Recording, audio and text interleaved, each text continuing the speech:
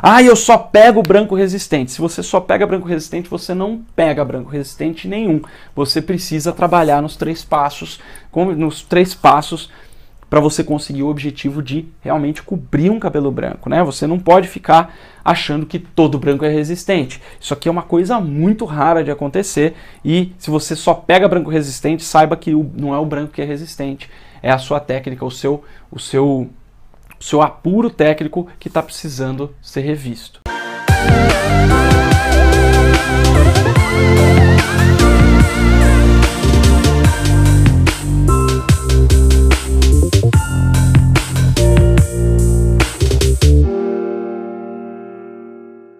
Olá, aqui Felipe Restini e no episódio de hoje da sala de aula do colorista profissional eu vou mostrar para você que o cabelo branco não é exatamente ou necessariamente branco mesmo e por que que esse pode ser o seu problema com eles.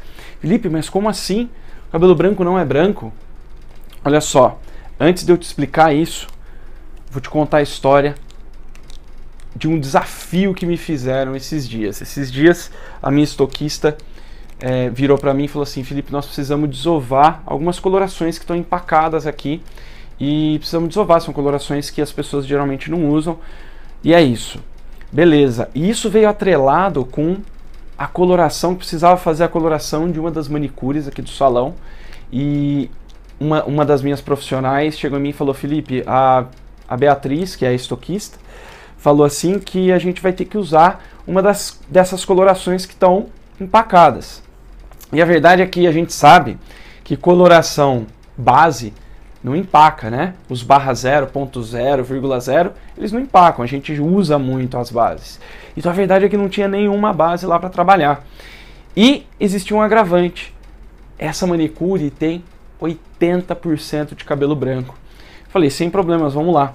E eu acabei conseguindo achar ali a coloração para cobrir esse branco e a cor ficou perfeita. E antes de eu te mostrar o resultado e te explicar como que eu cheguei nessa cor e qual cor foi que eu usei, eu quero te explicar a base para chegar nesse resultado, para você também conseguir cumprir esse tipo de desafio, que a gente tem desafios a todo momento na nossa profissão, né? Então, eu vou colocar aqui um lembrete, que é o estudo de caso, e eu vou citar ele durante toda a nossa aula aqui, estudo de caso, eu vou pôr a inicial aqui, da manicure, que é o nosso estudo de caso de hoje. Antes disso, eu vou te explicar, obviamente, por que o cabelo branco não é necessariamente ou exatamente branco.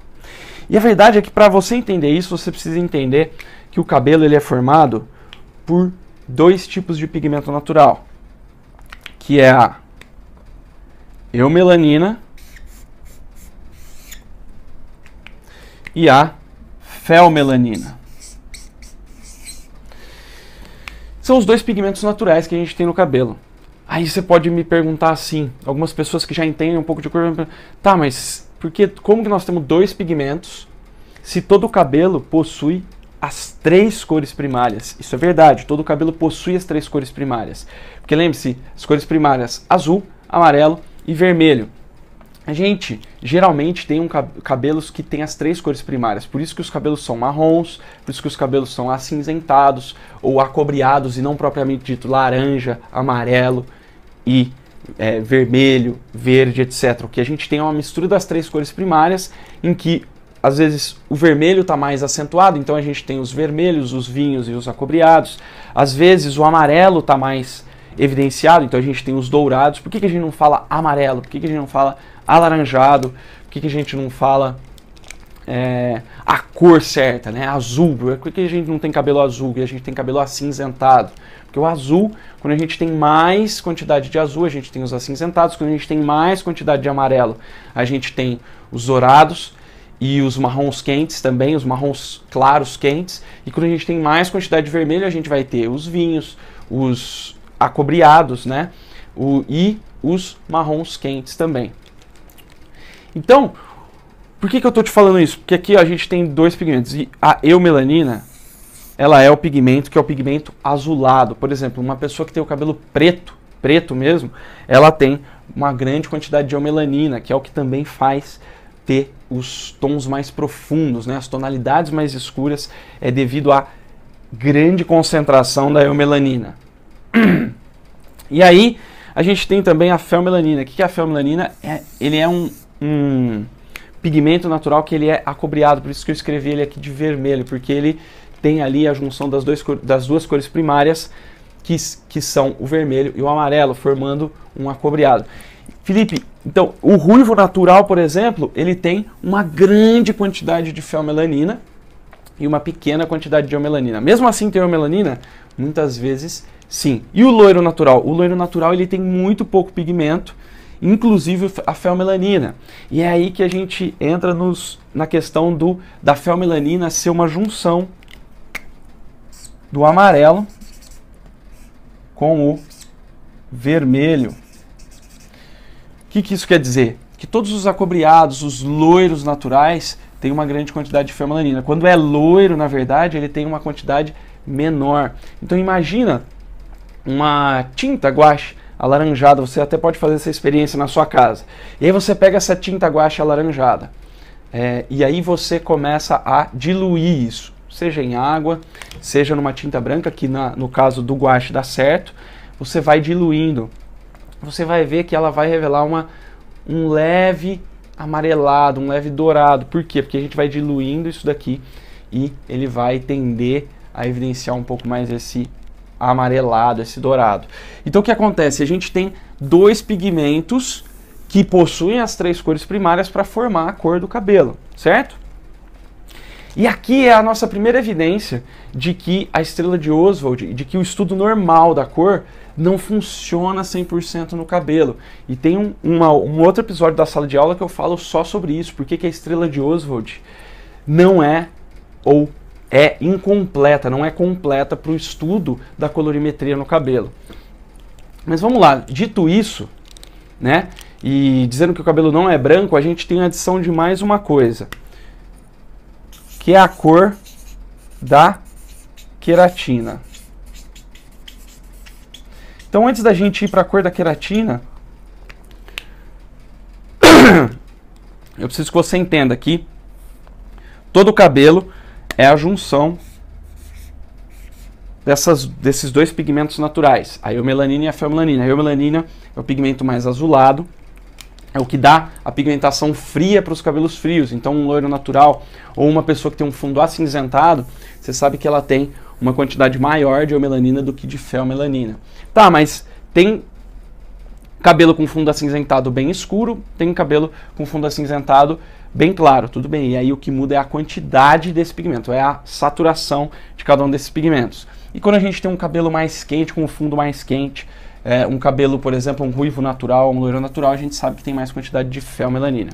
Felipe, os cabelos muito escuros, que revelam um vermelho, que são difíceis de clarear e ele acaba revelando um vermelho, um alaranjadão. Esses aí, quando ele é muito escuro, ele tem muita quantidade dos dois. E o que a gente precisa entender é que esse aqui, a eumelanina, ela é mais sensível, então ela é degradada. Ela é degradada mais rápido. Então, sempre que a gente vai descolorir um cabelo, geralmente o que a gente tira primeiro é a eumelanina. E aí a feomelanina, ela é um pigmento natural mais resistente. Então, ela é sempre a última que a gente tira. Por isso que quando a gente clareia um cabelo muito escuro, a gente vem lá, né, o famoso fundo de clareamento, que eu vou falar com você sobre ele. Então, a gente vem lá do preto para o loiro, vamos supor. A gente primeiro...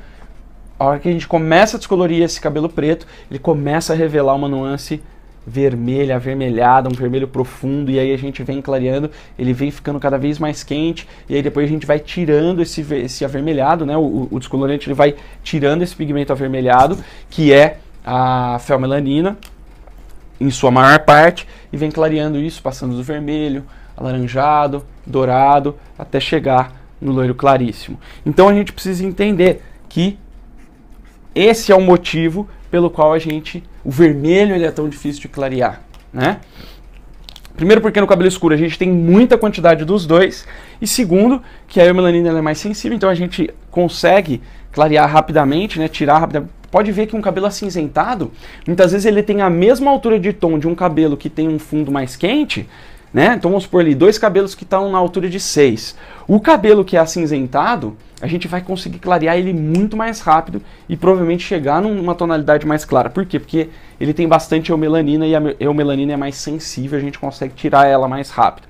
E a feomelanina, que é o que dá o quente para o cabelo, né? As cores quentes, então os avermelhados, a gente demora mais. Então dois cabelos na mesma altura de tom, um com uma matiz mais acinzentada e outra com uma matiz mais quente, o acinzentado a gente vai clarear mais e mais rápido, enquanto o quente a gente vai ter um pouco mais de dificuldade de clarear. Por quê? Por causa disso. Cada melanina tem a sua resistência ao clareamento. E isso você precisa entender.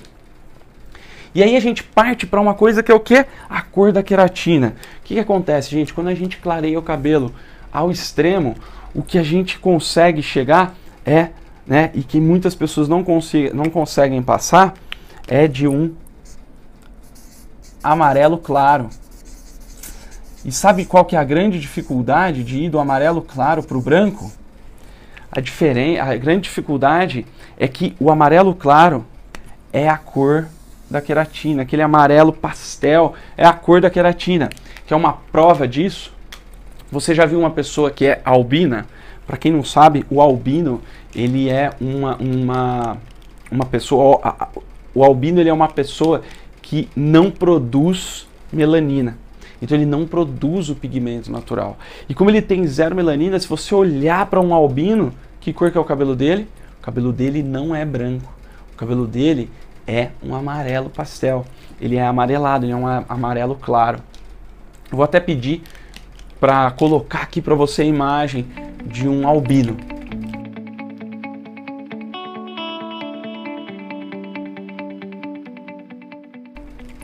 Você viu só? E se você buscar na internet, você vai ver que o albino ele realmente tem um cabelo amarelo claro.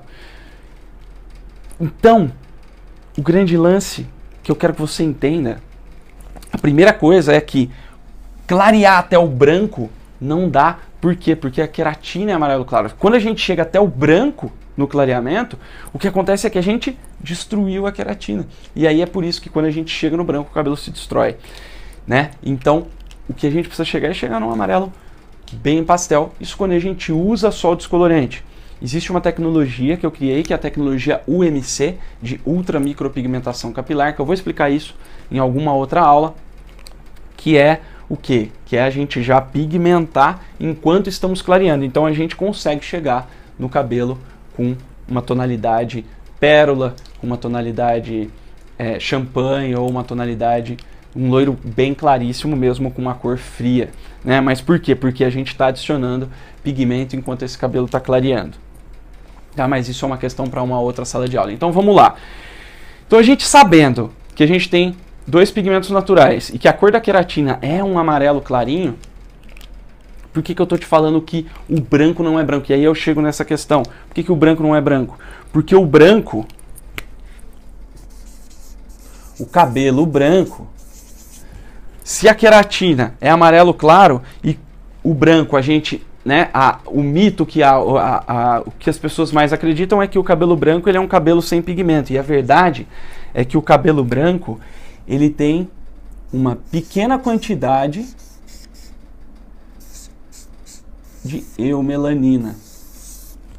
Então ele tem um pouquinho de pigmento azulado, que é o que faz ele não ser amarelo claro, ele ser branco, né? E aí, porque o que acontece? Quando você coloca o azul, quando você coloca uma pequenininha quantidade de azul, você esfria essa cor, ele vai tirar esse amarelo claro, ele vai meio que disfarçar esse amarelo claro e trazer um brilho mais frio, que vai ser um brilho que vai dar o branco aqui.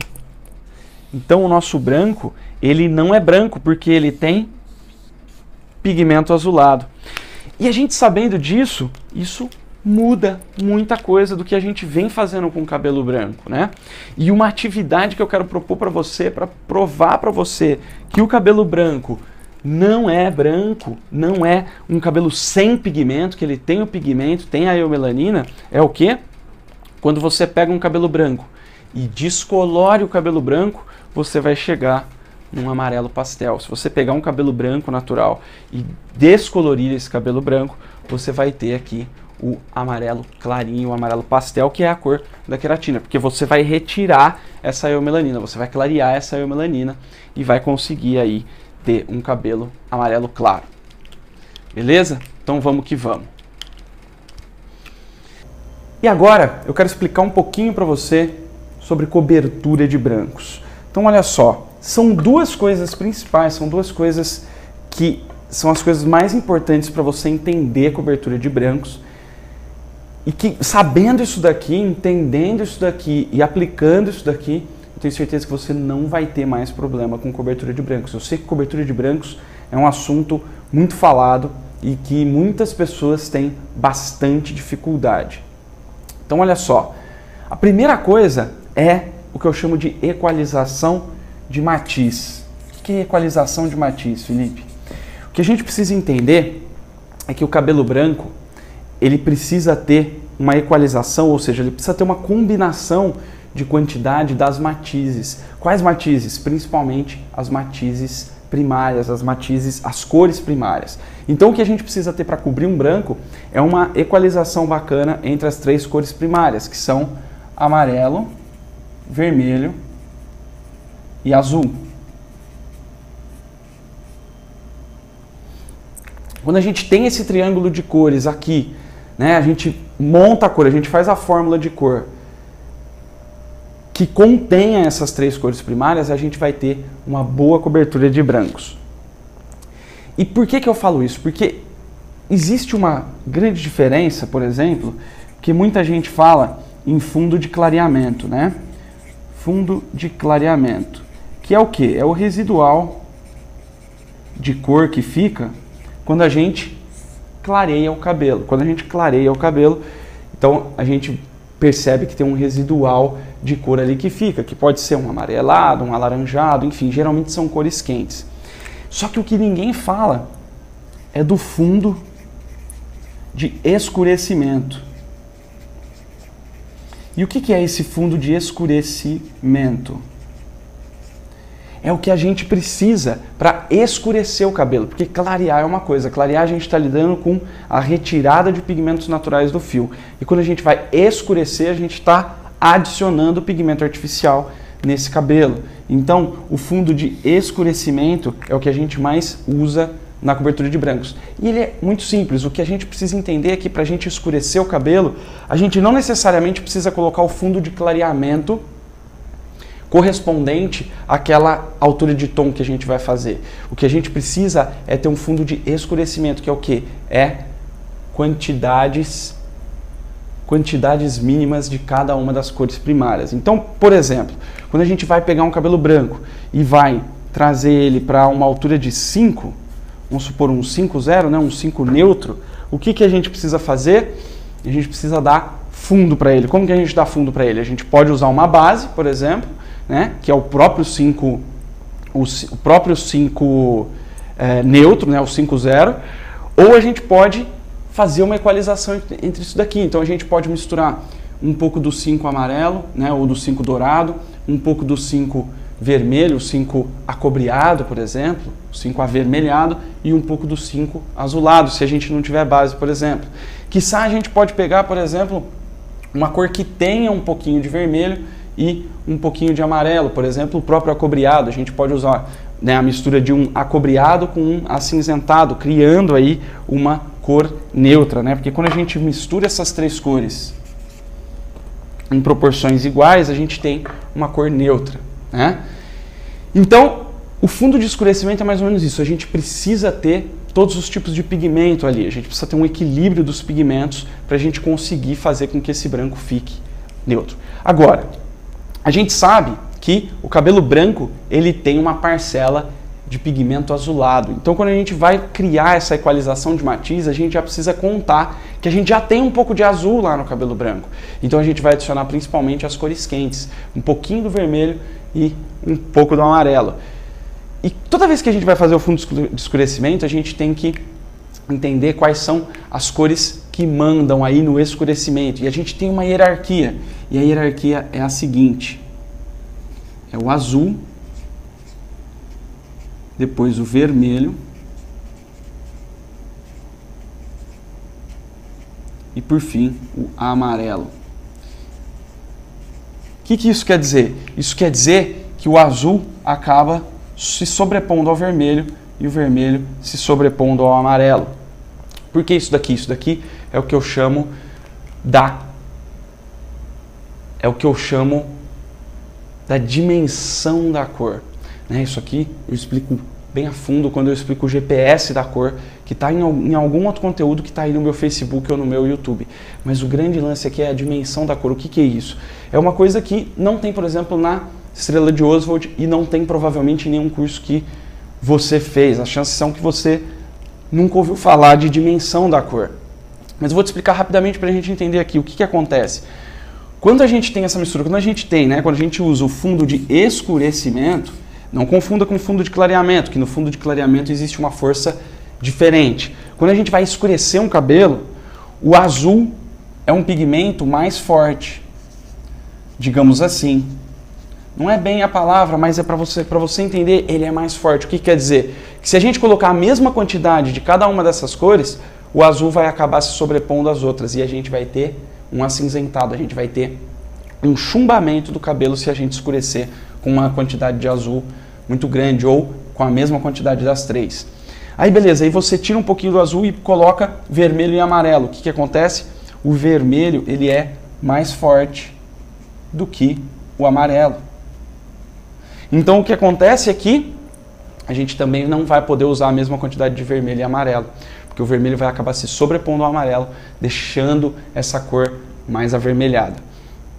Então o que a gente tem que fazer é, sempre quando a gente for equalizar, a gente precisa colocar, né, sempre que a gente vai fazer um escurecimento, aí a gente precisa colocar sempre mais quantidade do amarelo, um pouquinho do vermelho e um pouquinho do azul. Se a gente quer uma cor neutra, se a gente quer uma cor acinzentada, por exemplo, eu já vou colocar um pouco mais do azul ali. Tá? Então a gente sempre precisa ter essa noção de colocar um pouco mais do amarelo, um pouco menos do vermelho e menos ainda do azul. E se a gente já tem o azul lá, que tem no cabelo branco natural, a gente praticamente para fazer o 5-0 a gente não vai precisar colocar tanto azul. Vamos precisar colocar? Vamos, só que uma quantidade bem menor.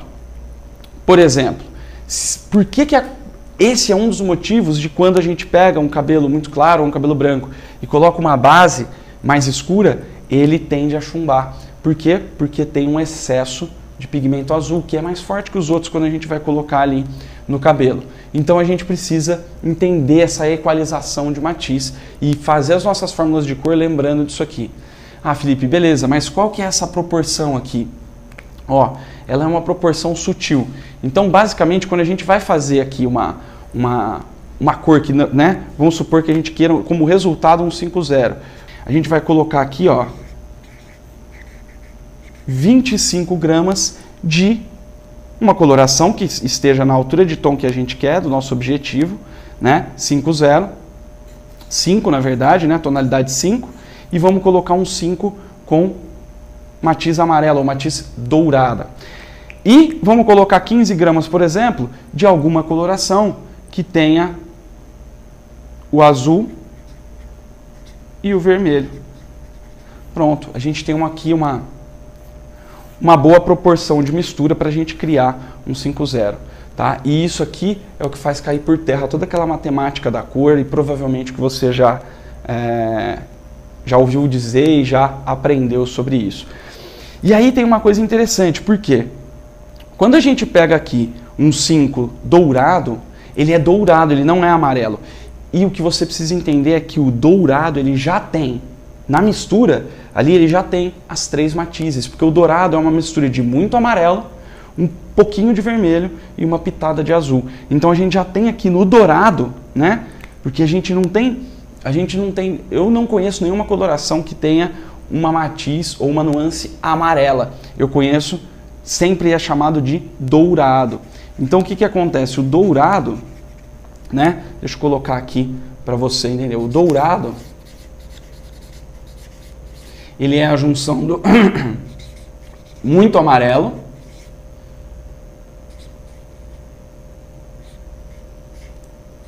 pouco vermelho e pouco, azul.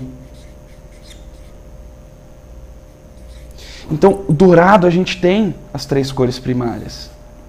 E o acobreado, Felipe? Acobreado também, porque senão chamaria laranja ou alaranjado. Então, quando a gente tem um acobreado, ele é um laranja, um amarelo com vermelho, com uma pitada de azul. Então, a gente sabe que a imensa maioria das colorações, elas têm já essas 3 cores primárias. Então, aqui quando a gente coloca um pouco de 5 amarelo, né, um 5 dourado, 25 gramas de 5 dourado, mais 15 gramas de um 5, vamos supor, azul e vermelho, ele vai ser um 5 marrom quente, por exemplo, que vai ter bastante azul e vermelho, né, um 5 marrom, um 5 marsala, um 5, digamos assim, até um 5 vinho você pode utilizar de repente aqui, né? O vinho talvez tenha uma quantidade muito grande de vermelho, né? Se ele for muito avermelhado, você precisa tomar cuidado, porque lembra que o vermelho acaba matando o amarelo. Mas enfim, aqui a gente tem no dourado, a gente já tem as 3 cores primárias. E provavelmente nesse outro 5 que você encontrar, que vai ter uma grande quantidade de azul e vermelho, também a gente vai ter uma pequena quantidade de amarelo aqui também. A gente também vai ter uma cor terciária, ou seja, uma cor que mistura as 3 cores primárias. E aí, beleza. E aí no fundo do escurecimento, então a gente tem que ter essas 3. Aí eu já te dei aqui mais ou menos a proporção que você vai usar para conseguir cobrir esse branco na altura de 5, por exemplo. Na altura de 6, Felipe, é a mesma coisa. O que muda a altura de tom? É que quanto mais claro, menor a concentração desses pigmentos. Quanto mais escuro, maior a concentração desses pigmentos, né? E é por isso que muitas vezes acontece de repente, até mesmo usando a base, acabar chumbando um cabelo e tudo mais. Então a primeira coisa é isso, é você equalizar essa matiz, tá? E a segunda coisa é a técnica de aplicação. Muita gente não consegue cobertura de brancos, muitos profissionais, muitos coloristas não conseguem cobertura de brancos porque tem uma técnica de aplicação empobrecida, digamos assim. E tá tudo bem, desde que você sempre tente melhorar. Existe uma técnica de aplicação certeira, que é uma técnica científica. O que é uma técnica científica? Ela leva em conta, sabe o quê? A diferença de temperatura e de espessura dos fios em cada ponto da cabeça, fazendo com que quando você siga essa técnica de aplicação, você leve em consideração também as diferentes velocidades de oxidação, fazendo com que o cabelo todo seja coberto, tenha uma cobertura muito bacana de brancos e, além de tudo, não fique aquela tiara preta, né, aquela tiara escura na frente, e fique com a cor realmente uniforme. E só para te dar assim, um resumão dessa técnica de aplicação, nós sempre vamos aplicar de trás para frente, da nuca para a franja. Por quê? Porque existe essa diferença de temperatura do couro cabeludo e existe a diferença de espessura do fio. E quando você faz isso, você consegue ter um resultado melhor. Mais resultado, mais cobertura. E você vai falar, pô, Felipe, mas e aí? Eu vou começar daqui, chegar aqui e aí não vai dar tempo de cobrir a frente. A verdade é que vai, e vai dar tempo de sobra, porque a gente começa a contar o tempo, né, de reação, o tempo de pausa da coloração, depois que a gente termina de aplicar. E se você demora muito para aplicar, não tem problema, você divide. A parte de trás você começa a contar o tempo de pausa e depois, a hora que você terminar a frente, você começa a contar um novo tempo de pausa, enxágua as duas partes separadas e está tudo bem.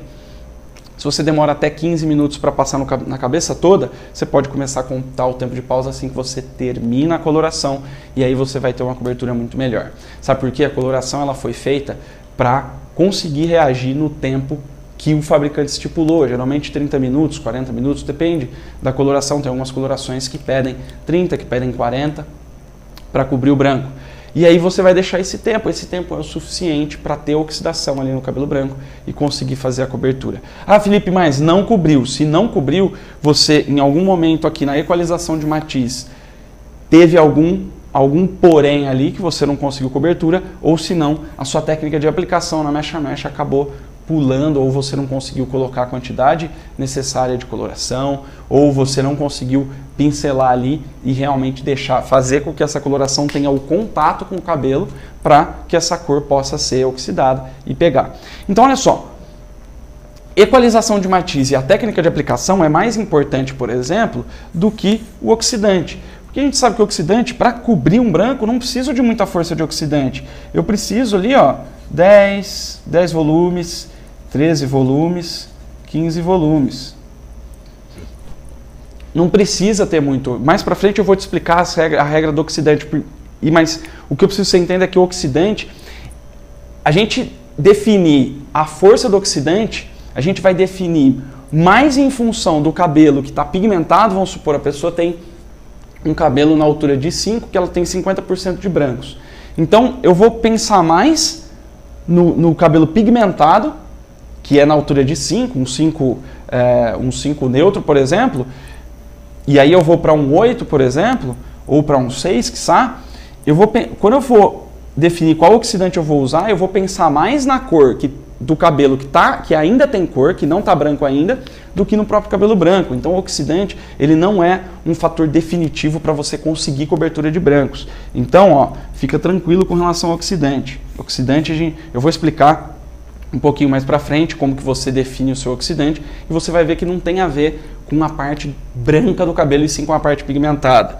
Base, muita gente fala, para cobrir branco precisa de base. Entenda uma coisa, a base, essa crença de que precisa de base para cobrir branco, foi criada pelas marcas de coloração e pelos inúmeros cursos que haviam de colorimetria. Por quê? Para facilitar. Por quê? Porque a base já tem uma quantidade bem equilibrada das 3 primárias. Mas se você tem dificuldade em cobrir com base, ou de repente, dificuldade que eu digo é, você faz a cobertura com base e ou ele não cobre direito, ou ele fica numa cor que não é a cor que você espera, que a sua cliente espera, significa que você precisa aí equalizar melhor essas matizes.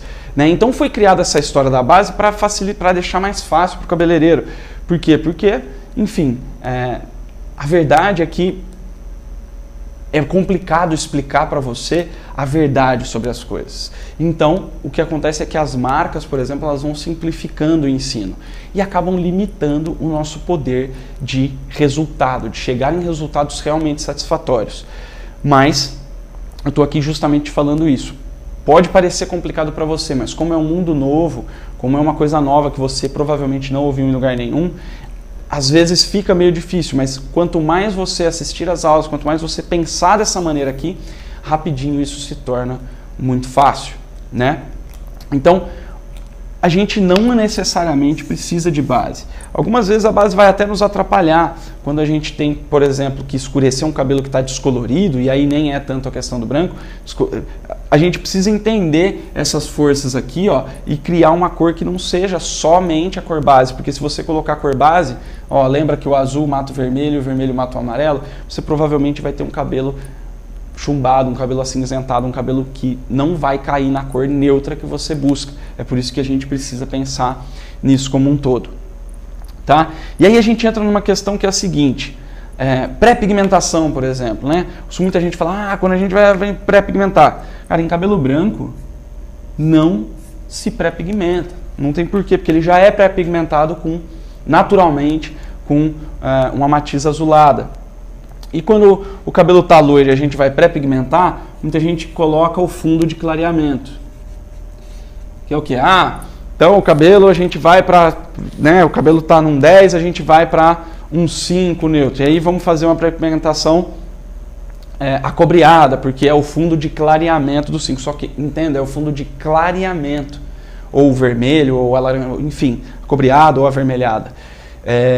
Mas entenda que é o fundo de clareamento que está se olhando aí, não é o fundo de escurecimento. Porque se você pega o fundo de escurecimento, o que a gente precisa ter? As 3 primárias. E aí você faz uma pré-pigmentação, por exemplo, acobreado ou avermelhada, ou, sei lá, amarelo acobreado, dependendo da altura de tom que você vai escurecer. E o que acontece é que você acaba tendo um cabelo avermelhado ou acobreado. Você não tem um cabelo neutro. E para você conseguir o cabelo neutro, você tem que lembrar disso aqui. né? A gente precisa de mais amarelo? Precisa de vermelho? Precisa, só que a gente precisa também do azul e a gente precisa numa quantidade que eles realmente interajam de modo que cheguem numa cor neutra. Então aqui a gente precisa pensar não no fundo de clareamento, mas no fundo de escurecimento para fazer essa pré-pigmentação. Como seria então, Felipe, uma pré-pigmentação num cabelo loiro para a gente chegar no 5, no 4, no 6? Não importa. Na verdade a gente vai sempre usar o fundo de escurecimento, que é sempre uma cor ligeiramente neutra, ligeiramente esquentada. Lembra que a gente precisa ter um pouco mais de amarelo, um pouco menos de vermelho e bem menos de azul? Então quando a gente vai trazer um cabelo do 10 para o 5, para o 4, para o 3, para o 6, não importa muito o fundo de clareamento. O que importa é que a gente tem que ter uma equalização de matiz bacana. Então vou trazer do 10 para o 5, quero fazer pré-pigmentação. Que cor que eu uso, Felipe? Você vai usar um marrom quente, né? Marrom quente, mas a minha marca não tem marrom quente, sem problemas. Você pode usar, por exemplo, o próprio acobreado, que muita gente usa, só que você vai pegar esse acobreado e misturar de repente ali com um violeta, com um pouquinho do violeta, que aí você vai ter o violeta, que é principalmente azul e vermelho, e o acobreado, que é principalmente vermelho e amarelo, ou quiçá você pegar uma mistura mesmo das três cores primárias. Então você vai pegar lá o pigmento puro azul, o pigmento puro vermelho, o pigmento puro dourado e vai misturar esses três aí para você fazer essa pré-pigmentação, tá? Então é isso, você faz a pré-pigmentação com os três e não só com dois, não só com o que é chamado de fundo de clareamento. Felipe, mas você não falou que o acobreado ele tem as três cores primárias? Sim, ele tem. Só que se você fizer a pré-pigmentação com o acobreado, o que acontece é que o acobreado ele tem muito vermelho, né, que vai se sobrepor ao amarelo, e ele não tem praticamente, a quantidade de azul dele é muito pequena. E quando a gente escurece, a gente precisa ter azul. Menos, só que a gente precisa ter uma quantidade suficiente de azul. E o que dá essa quantidade? Pega sempre uma nuance, né, uma matiz que seja, por exemplo, um marrom quente. O marrom quente ele vai funcionar muito bem, porque ele tem uma quantidade equilibrada dessas três cores aqui, né, equilibrado de uma maneira que consiga fazer a cobertura de brancos. E, gente, o principal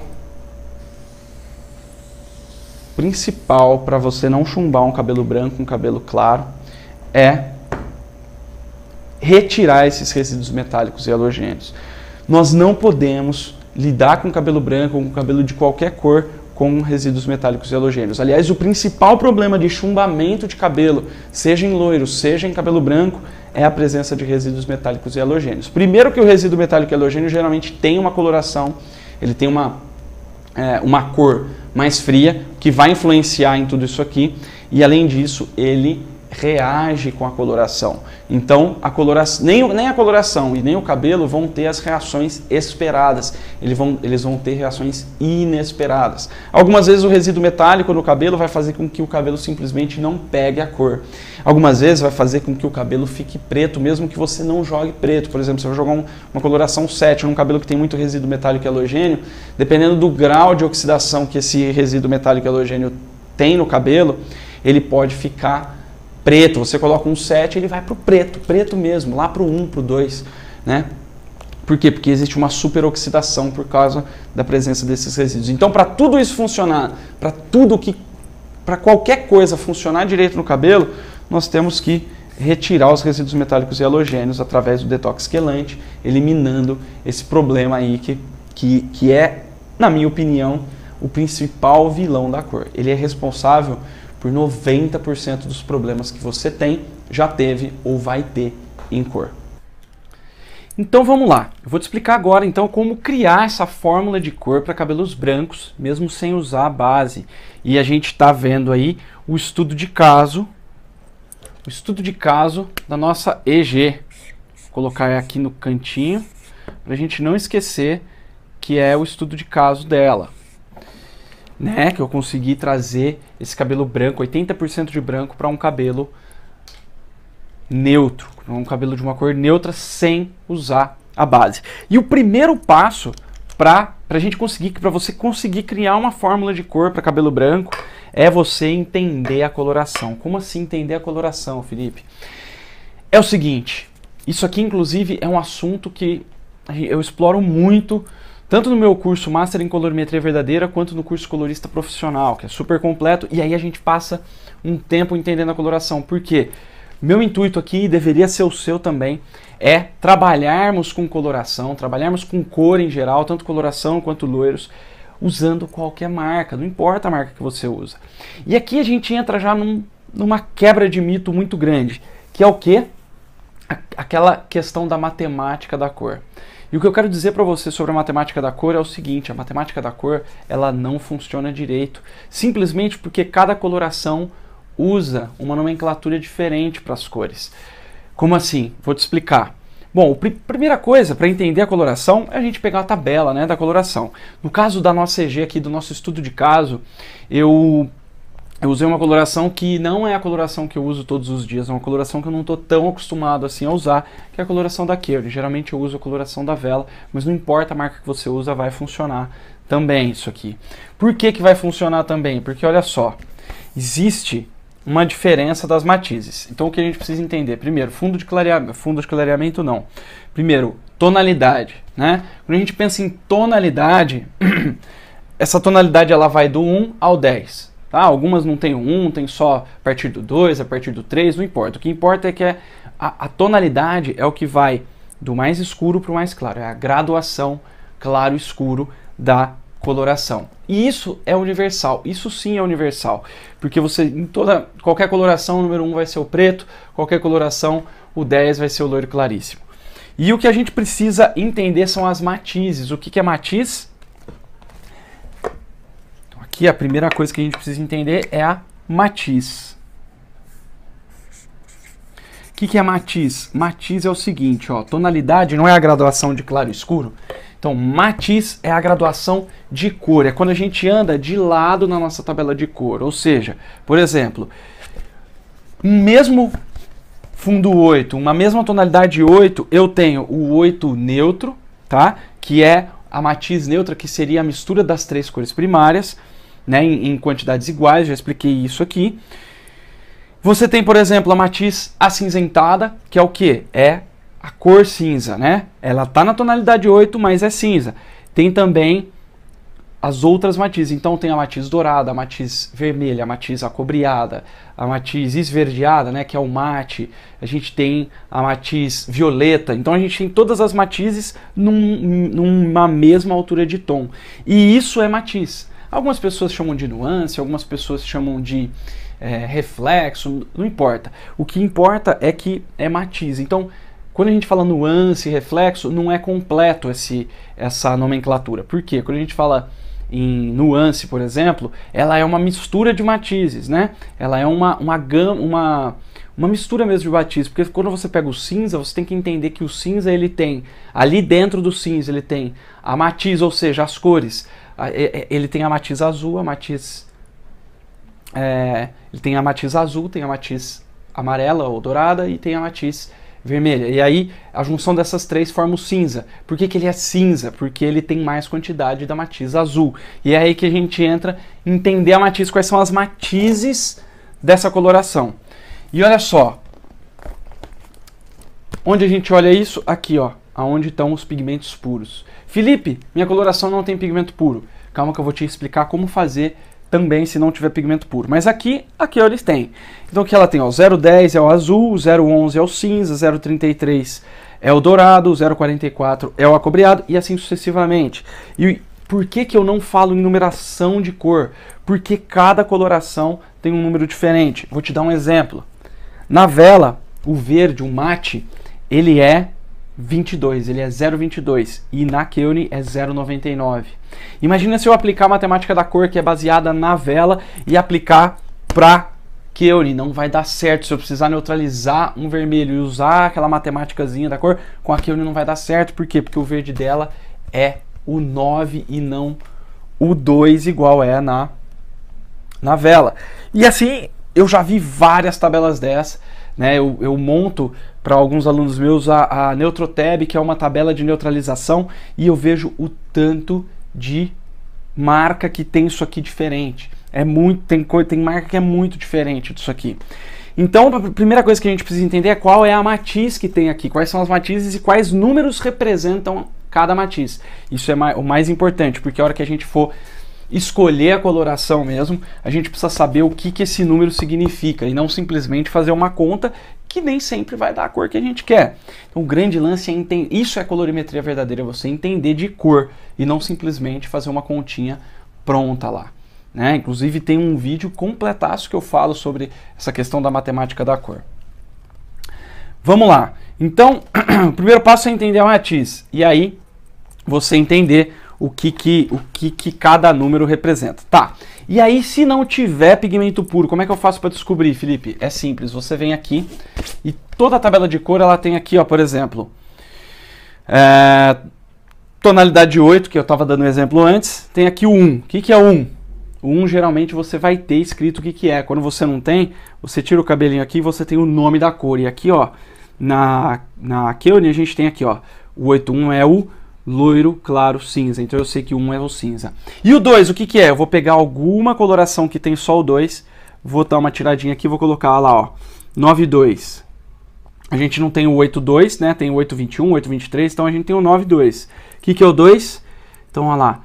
Loiro muito claro, que é o 9, né? Isso aqui é o nome da tonalidade. E o nome da matiz é aqui pérola. Então eu sei que o 2 é pérola.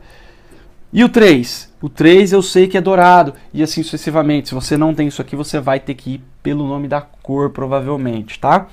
E aí, olha só. É engraçado que eu quero explicar uma coisa sobre o pérola, por exemplo. O pérola, muita gente acha, tá? Deixa eu colocar aqui em vermelho. O pérola...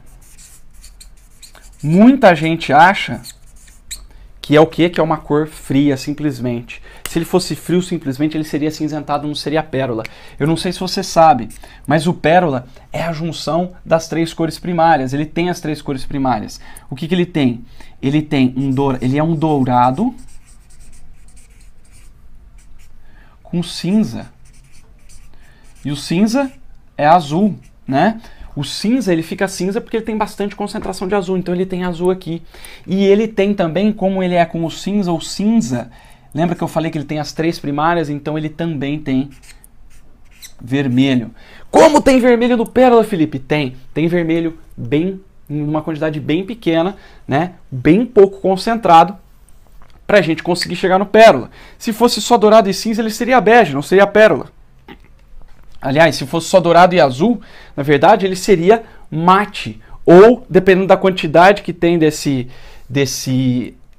azul, ele vai ser uma outra cor, ele não vai ser o pérola. O pérola ele tem tudo isso daí, né? O pérola, o champanhe, por exemplo, também é um dourado.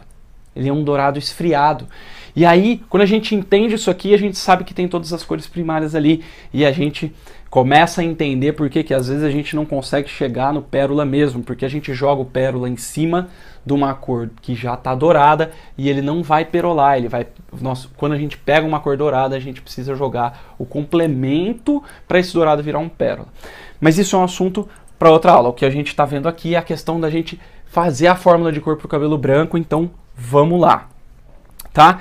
Então, entendendo a coloração, quando você entende a matiz, você se livra das continhas. E outra, você não erra mais quando você for fazer a sua fórmula de cor, porque você sabe o que é que você está colocando ali, né? Eu vou até desenhar aqui aquela estrelinha que eu desenhei, que é, olha só, azul.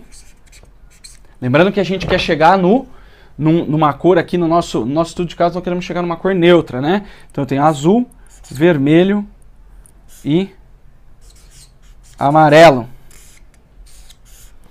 que forma a cor neutra. E aí nós precisamos então buscar aqui o quê? Precisamos buscar as 3 cores primárias, certo? E lembrar que a gente precisa pôr um pouquinho menos de azul, porque esse cabelo tá branco, já tem um pouquinho de pigmento azul, né? Uma coisa que a gente precisa lembrar também é aquele desenhozinho lá, ó, o 10 e o 1, né? Quanto mais escuro, mais pigmento.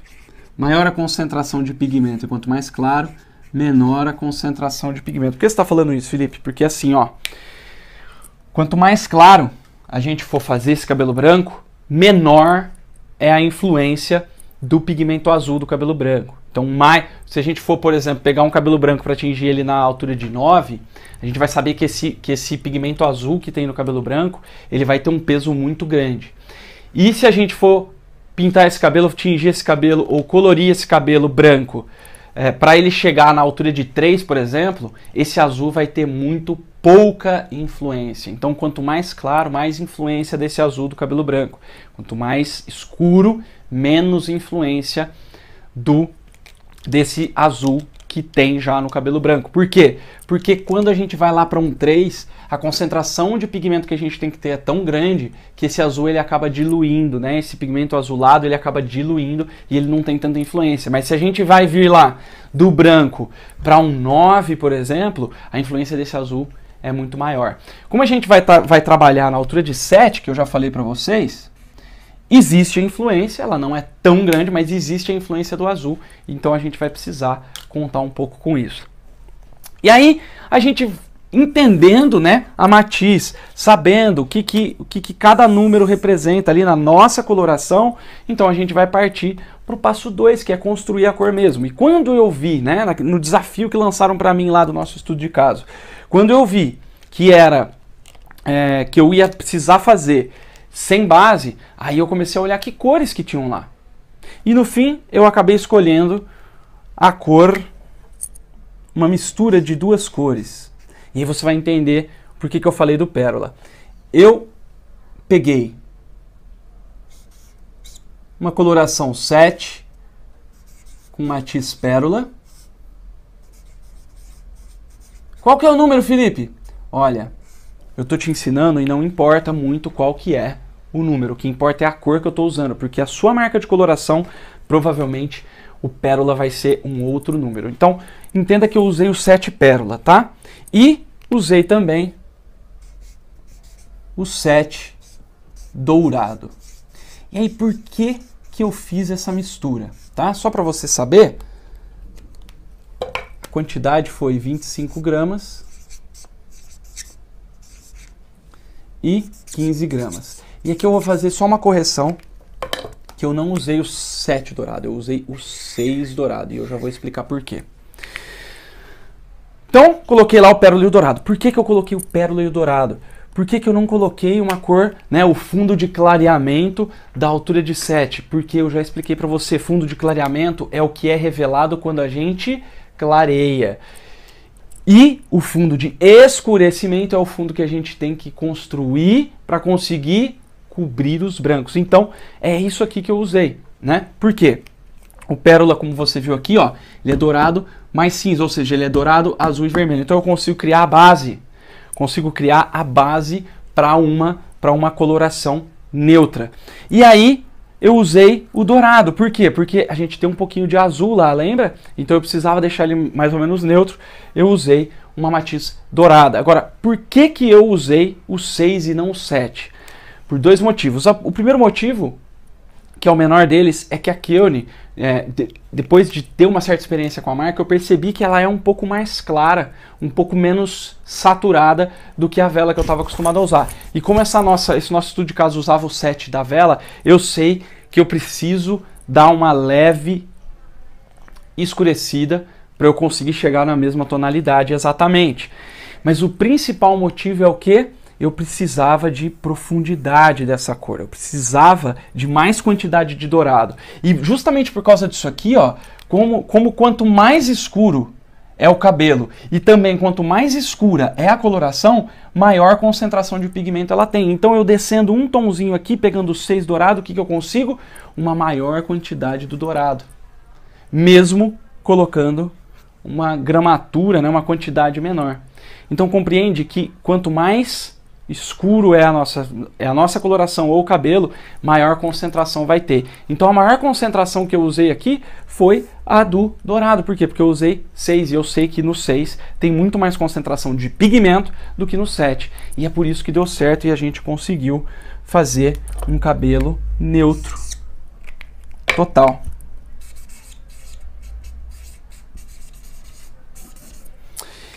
E ficou sensacional, o cabelo ficou exatamente igual estava no comprimento e nas pontas, porque a gente usou simplesmente o conhecimento de cores e construímos essa cor de acordo com o que a gente estudou aqui hoje, né? Lembrando que você precisa saber como funciona as matizes da sua coloração para aí então construir a sua cor. E aí é só substituir número pela cor. Você primeiro pensa na cor que você quer, na cor que você vai usar e depois busca essa cor na tabela, né? Esquece o número depois da vírgula, ponto, barra, o que quer que seja. Você precisa pensar em cor e aí você não erra mais. Por quê? A gente faz cor, a gente não faz matemática, a gente não faz problema matemático, a gente não resolve problema matemático. Né? Ninguém vai ficar escrevendo na cabeça da cliente a resolução matemática. A gente vai passar o que na nossa cliente? Nós vamos passar uma coloração, ou seja, a gente vai mexer com cor e não com matemática. Beleza? E agora eu sei que você está bastante curioso, deve estar bastante curioso para ver aí o resultado desse estudo de caso e eu já vou mostrar para você assim que eu te falar o passo 3. E qual que é o passo 3? Oxidante e tempo. Por que isso é importante? Porque se você fizer tudo certo e usar o oxidante errado, provavelmente você tem uma grande chance de estudar bastante errado. E se você usar o tempo errado também, é provável que mesmo que você tenha feito tudo certo aqui, você vai acabar se confundindo, você vai acabar chegando num resultado insatisfatório. E aí o que eu tenho a dizer para você é o seguinte, ó. No oxidante a gente tem a regra do oxidante, que eu vou resumir aqui para você, porque esse material eu tenho em detalhes, tem até um material que você pode baixar gratuito, você já deve ter visto em algum lugar, que é o Almanaque do Colorista Profissional, onde eu coloco todas essas regrinhas de uma maneira bem fácil de entender. Lá tem muita coisa, desde relativo à coloração de cabelo branco, coloração normal, correção de cor, luzes e clareamento, até os loiros e tudo mais. E lá tem a regra do oxidante. Mas resumidamente é o seguinte, ó. Toda vez que a gente vai, tá, clarear um tom, 1 a 2 tons, a gente usa 20 volumes. 2 a 3 tons, a gente usa 30 volumes. 3 a 4 tons, a gente usa 40 volumes. E mais do que isso, a gente vai precisar usar um descolorante ou um super clareador, tá? E essa é a regra do oxidante, tranquilo. Então, assim, clarear 1 a 2 tons, 20 volumes e tal. Tá, Felipe, mas nós estamos lidando com cabelo branco, tudo bem. E aí, quando você lida com cabelo branco, o grande lance da regra do oxidante é você entender o quê? Que tem 80% de cabelo branco esse nosso estudo de caso aqui, não é 100%. Se fosse 100%, tá tudo bem, isso aqui você não vai clarear, você vai, na verdade, escurecer.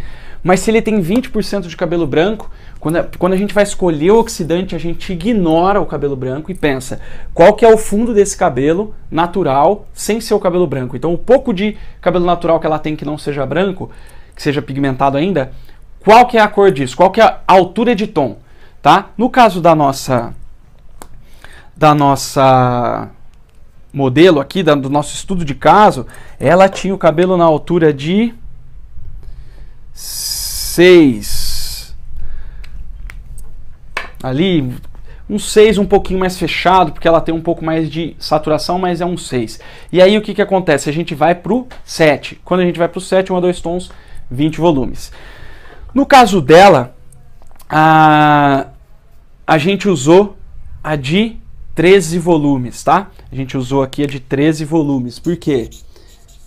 Porque era um tonzinho só e tem muito branco mesmo, então tá tudo certo. Eu usei de 13 volumes para cabelo branco. Gente, olha só, o cabelo branco, ele precisa de uma pequena oxidação para degradar degradar esse pigmento azulado que tem no cabelo branco, e uma pequena também oxidação para o quê? Para revelar o pigmento da nossa coloração que a gente vai colocar. A gente não precisa usar oxidantes tão potentes, né? Então a gente vai usar isso aqui. E quando a gente não precisar clarear, a gente pode tranquilamente usar o de 10 volumes, o de 13 volumes, né? Depende da marca aí, você vai ter uma volumagem específica. Então o grande lance é, você tem que pensar se você vai clarear ou não, e aí você escolheu o seu oxidante.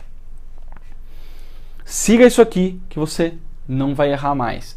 O branco, ele precisa de uma... Como a gente vai escurecer, ele precisa de uma oxidação só mesmo para degradar esse pigmento que ele já tem e para fixar, ou seja, para revelar o pigmento da nossa coloração. Isso quer dizer que para você fazer coloração em cabelo branco, você não precisa de mais do que 10, 15 volumes.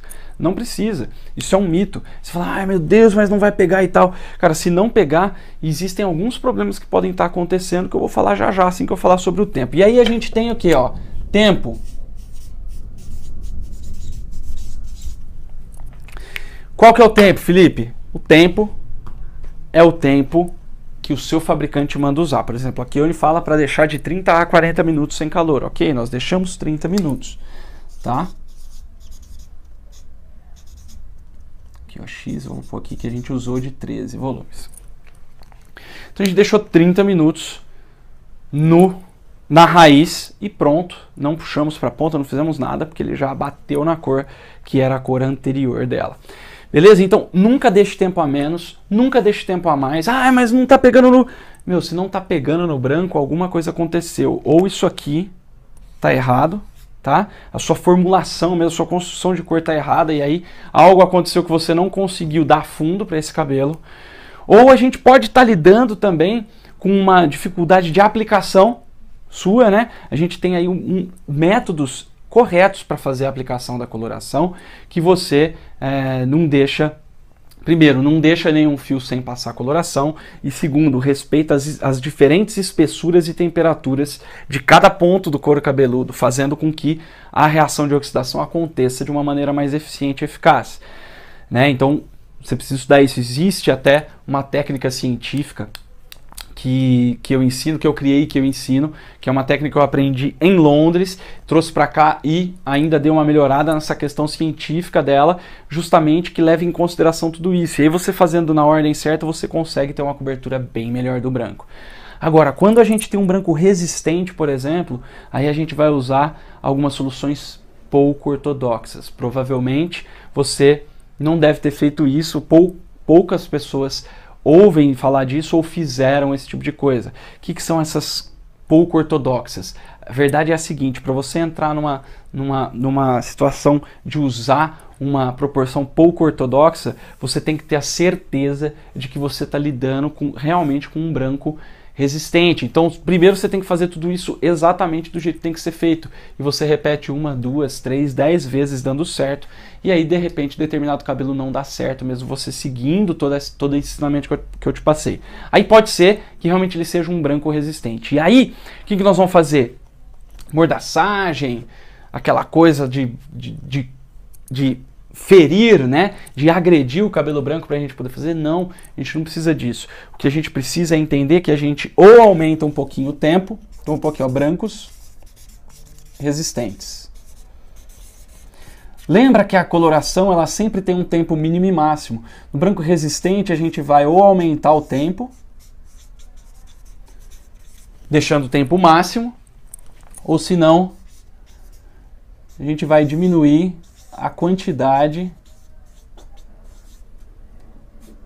de oxidante. Como assim diminuir a quantidade de oxidante? A gente vai colocar uma concentração menor de oxidante, ou seja, vamos supor que a sua coloração seja 1 para 1, e aí você põe lá 30 gramas de coloração para 30 gramas de oxidante, aí você vai diminuir um pouco a quantidade de oxidante, compensando isso com o aumento da concentração desse oxidante para você não perder poder de oxidação. Então, por exemplo, se você geralmente usa 10 volumes, né, ou 13 volumes para fazer uma coloração num branco normal, que você deixa o tempo mínimo quando você vai pegar um branco muito resistente, ou você aumenta o tempo para 40 minutos, e você pode também, num branco extremamente resistente, fazer o quê?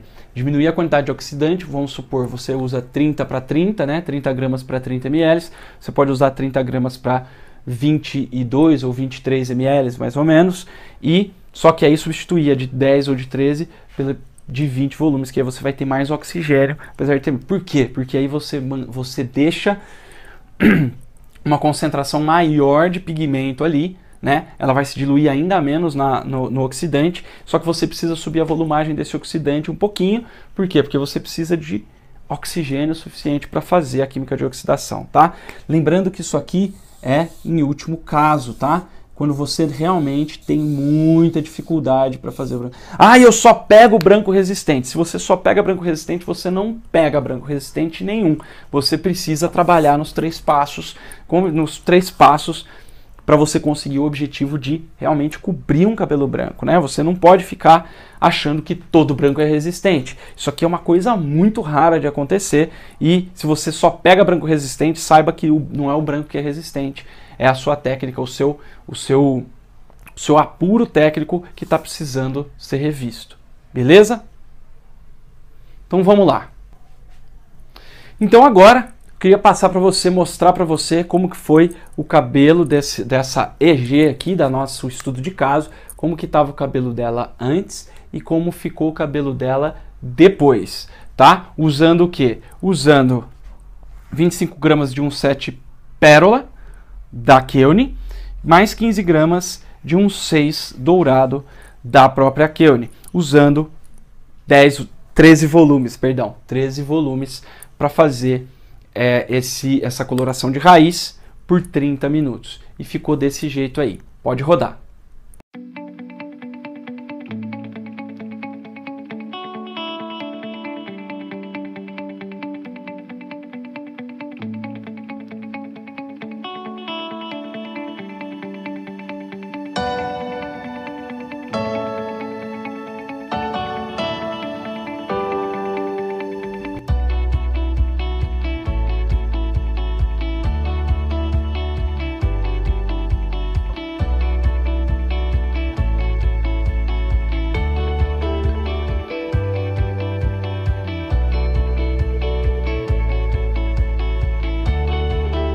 Maravilha! E olha só, estamos chegando ao final aqui, eu queria concluir com você e te dar mais um pouco de informações para você sobre o cabelo branco e como fazer para a gente conseguir construir uma fórmula de cor que realmente funciona. A primeira coisa que você aprendeu é que branco não é branco, ou seja, o cabelo branco, ele tem uma leve pigmentação azulada, lá da eumelanina que a gente falou no começo da aula. O branco amarelado não tem pigmento necessariamente. O que isso quer dizer? Você lembra que a queratina é amarela clara. Então, muitas vezes, ó, quando você pega um cabelo branco, né, um cabelo grisalho, que ficou amarelado, você já deve ter passado por isso, você tem que entender que você não necessariamente está lidando com um pigmento amarelo. Então não adianta muito você neutralizar esse amarelo.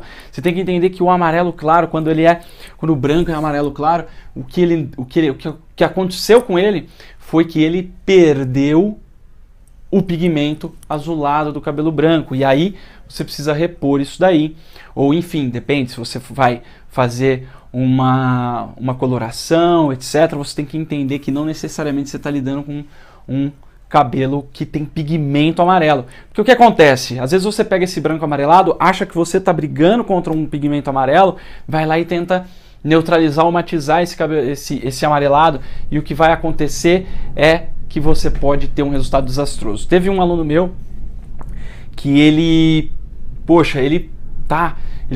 fez vários cursos comigo e aí ele foi fazer o cabelo dele. Ele já tá fazendo uns cabelos bem legais, bem massas mesmo. E aí o que ele fez? Ele pintou o cabelo dele bem claro, e platinou esse cabelo dele, o cabelo dele próprio, tá? E aí ele foi e fez a mesma coisa na barba. E aí ele platinou. Então ele descoloriu e depois passou um matizador, um tonalizante e deixou platinado. E ele foi fazer a mesma coisa na barba. E o que acontece? A barba, ela tem um lance diferente de pigmento. Ela tem um pigmento diferenciado. Ela tem mais pigmento frio, geralmente, na barba. E aí, isso é só uma curiosidade. Mas o que acontece é que a barba dele ficou super amarelo. Só que ele tinha bastante barba branca. Então, o que ele fez? Ele foi neutralizar esse amarelo, e a verdade é que ele não está lidando com pigmento amarelo, ele está lidando com um cabelo sem pigmento, que foi o que aconteceu. E aí o que aconteceu? O cabelo dele acabou que ele chumbou mesmo, ele ficou cinza rato. Por quê? Porque ele tentou neutralizar um pigmento que não estava ali. É claro que o dele ainda por cima teve mais um agravante, que foram os resíduos metálicos e halogênios, mas muito dessa cor, dessa questão da barba dele ter chumbado, foi que ele não contou que aquilo lá não era um pigmento, e sim era o amarelado da cor do cabelo sem pigmento. Então isso é importante você entender. Em alguns momentos isso aqui pode salvar a sua vida de fazer aí algum trabalho que não seja satisfatório. Uma outra coisa que a gente falou aqui foi a questão de que quando você descolore o cabelo até ele ficar branco, você está destruindo o cabelo. Então descolorir até o branco é destruir, não é tirar pigmento. Tirar o pigmento, na hora que ele está amarelo pastel, você pode tirar já, ou senão você vai usar a tecnologia UMC que eu citei para você, que é uma tecnologia, um jeito de pigmentar o cabelo enquanto ele clareia. E aí falamos também sobre cobrir brancos sem necessariamente usar a base, né? Então é colorir brancos sem base. Até dá um título para um vídeo isso daí. Colorir brancos sem base, sem a necessidade de você usar a cor base, a cor neutra, né? Então você vai criar uma cor que dê certo aí para você conseguir preencher esse cabelo branco. E uma outra coisa que eu queria deixar aqui como conclusão é que tanto o cabelo branco quanto o cabelo claro, ele tem alguns motivos para chumbar. O primeiro motivo, né, são 3 motivos. O primeiro motivo que eu quero falar com você é sobre o pigmento azul. Muitas vezes o branco ou o cabelo claro, ele vai chumbar porque ele tem pigmento azul e você não está contando com isso. Então, foi o que eu falei, quando o cabelo é branco, ele tem o pigmento azul natural. Quando o cabelo é loiro, se ele não é um loiro amarelado, se ele está um loiro mais acinzentado, ou se ele está um loiro mais branco, você sabe que ele vai ter um pouquinho de pigmento azul, ou ele vai estar muito destruído, o que faz com que ele chumbe. Por quê? Porque se ele está muito destruído, ele não vai funcionar como um cabelo normal. Então, fica muito difícil a gente prever, porque às vezes ele pode pegar o pigmento e usar. Ele não tem uma reação normal com o pigmento. Então, às vezes, ele não pega o pigmento, às vezes ele pega demais, e aí você não sabe direito como ele vai reagir. Então, toma cuidado com o cabelo muito danificado. Ou, senão, ele vai estar, né, no caso do branco e do claríssimo que está pigmentado, seja com tonalizante ou com matizador, ele vai ter pigmento azul. E aí, se você não contar com isso, o seu cabelo vai chumbar. O segundo motivo, e esse aqui é o mais comum para o chumbamento, tá? Você deve prestar muita atenção, é a presença de resíduos metálicos e halogênios. Isso aqui praticamente eu falo em todo o material meu. Se você me segue há algum tempo, você já deve ter ouvido eu falar sobre os resíduos metálicos e halogênios. Provavelmente já baixou aquele infográfico, aquele passo a passo para fazer a retirada desses resíduos metálicos e halogênios, que é o principal problema de cabelos chumbados. E um outro motivo pode ser que faltou fundo, ou seja, você não fez aquele segundo passo de construir a cor da sua cliente da maneira correta, ou alguma coisa você errou ali, que lhe faltou fundo, e aí ele pode chumbar, né? Em partes, devido a isso aqui. Geralmente, quando se erra, quando se tem falta de fundo, quando se tem falta de pigmento para construir esse fundo de cor, geralmente é porque não contou com o pigmento azul natural que o cabelo branco tem. E aí eu quero deixar para você aqui uma atividade, eu quero propor uma atividade para você. E quero que você depois comente, que é descolorir um cabelo branco. Só que é o seguinte, existe um porém aqui. E você vai entender, se você está prestando atenção nessa aula do começo até agora, você vai entender o que eu vou dizer agora. Você vai descolorir o cabelo branco e você vai ver que ele vai revelar um amarelo claro, né? E aí você pensa, como isso é possível? O branco eu vou descolorir. E é justamente por causa daquilo lá, ele tem o pigmento azul, a eumelanina ali, uma quantidade muito pequena. Agora é o seguinte, quando você fizer isso, o que você precisa lembrar é, primeiro, que você está lidando com uma quantidade muito pequena de pigmento. E segundo, lembra que eu falei que a eumelanina é a primeira que sai do cabelo? Pois é, então, para essa experiência dar certo, você tem que lembrar que você não pode deixar o cabelo lá um tempão no descolorante. Porque o que vai acontecer? Ele vai retirar esse pigmento da eumelanina, esse pigmento azulado, vai revelar esse amarelo clarinho e se você deixar muito tempo, você pode chegar no ponto, naquele ponto aqui, ó, nesse ponto aqui, de destruir a fibra do cabelo. E aí você vai ter o branco de novo, obviamente. E mesmo assim você vai ver que o branco vai estar diferente. Ele vai estar um branco daquele como se você tivesse descolorido um cabelo pigmentado normal. Ele não vai estar aquele branco acinzentado, que é o branco natural. E é até por isso, tanto que na língua inglesa, né, em inglês, o cabelo branco não é chamado de cabelo branco, é chamado de cabelo cinza, né? Gray hair, que é cabelo cinza. E a gente também fala aqui grisalho, por quê? Porque ele não é branco necessariamente, ele é acinzentado, justamente porque eu expliquei que o branco não é branco, que o branco tem um pouquinho de azul. Tá? E aí o que eu quero que você faça? Que você faça essa experiência e faça uma descoloração num cabelo branco, pode ser um fio, uma mechinha, um cabelo todo, o que você quiser. E eu quero que você poste aqui nos comentários como foi essa sua experiência ao descolorir o cabelo branco. Quero que você poste também a sua opinião sobre essa aula, é muito importante para mim. E se você gostou, vai lá, dá uma curtida, comente que você gostou e me siga no YouTube, me siga no Facebook. Beleza? Essa foi a sala de aula do colorista profissional. Te vejo na próxima. Um abraço e sucesso sempre!